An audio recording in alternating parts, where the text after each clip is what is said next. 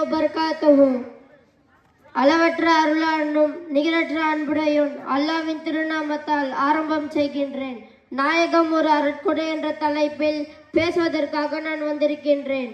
அன்பிற்குரிய அல்லாவின் நல்லடியார்களே, நம்மை படைத்த அல்லாஹ் உலகத்திலே 3 விஷயங்களை உலகத்தார் அனைவருக்கும் பொதுவாக ஆக்கியிருக்கின்றான். அந்த 3 விஷயங்களும் உலகத்தில் இருக்கிற அத்தனை மக்களுக்கும் அத்தனை படைப்புகளுக்கும் பொதுவானது. எனக்கு மட்டும்தான் என்றோ எங்களுக்கு மட்டும்தான் என்றோ அதை யாரும் சொந்தம் கொண்டாட முடியாது. அதிலே ஒன்று அல்லாஹ். அல்லாஹ் தஆலா அகிலத்தார் அனைவருக்கும் இறைவனாக இருக்கின்றான். 2வது உலக திருமுறையான அல் குர்ஆன். அல்லாஹ் அண்ணல் நபி ஸல்லல்லாஹு அலைஹி வஸல்லம் அவர்களுக்கு அருளிய அல் குர்ஆன் அகிலத்தாரின் அனைவருக்கும் உபதேசமாக இருக்கிறது. 3வது நபி ஸல்லல்லாஹு அலைஹி வஸல்லம் அவர்கள் கண்மணி நாயகம் முத்து முகமது முஸ்தபா அலைஹி வஸல்லம் அவர்கள் அகிலத்தாரின் அனைவருக்கும் அருட்கொடையாக இருக்கிறார்கள்.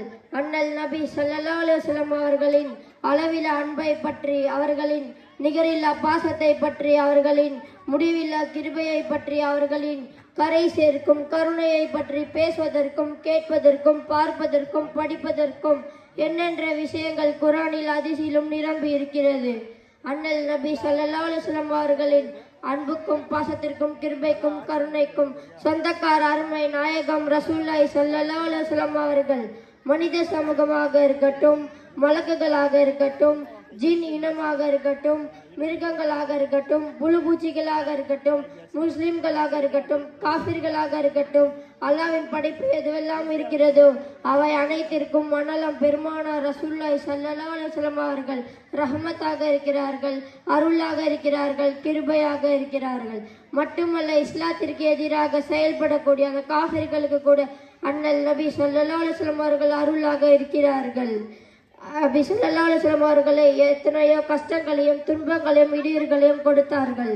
அவர்களை சொல்லால் அடித்தார்கள், கல்லால் அடித்தார்கள், பற்களை உடைத்தார்கள், உடலை காயப்படுத்தினார்கள், உள்ளத்தை காயப்படுத்தினார்கள். அவர்கள் செல்லும் பாதையில் முற்களையும் கற்களையும் புதைத்து வைத்தார்கள்.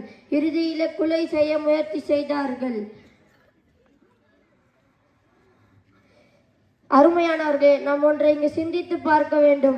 நமக்கு ஒருவன் துரோகம் செய்துவிட்டால் அவனுக்கு மட்டுமில்லாமல் அவனுடைய சந்ததிகளின் மீது நாம் பதுவா செய்வோம். ஆனால் நபி ஸல்லல்லாஹு அலைஹி வஸல்லம் அவர்கள் அந்த மக்கள் மட்டுமல்ல, அவர்களுடைய சந்ததிகளின் அளவிலும் அக்கறை காட்டினார்கள்.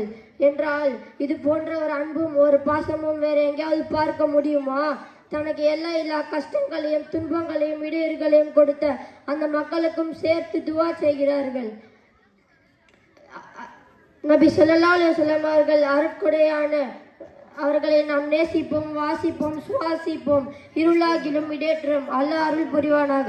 ஆமீன். அஸ்ஸலாமு அலைக்கும் வரஹ்மத்துல்லாஹி வபரகாத்துஹு.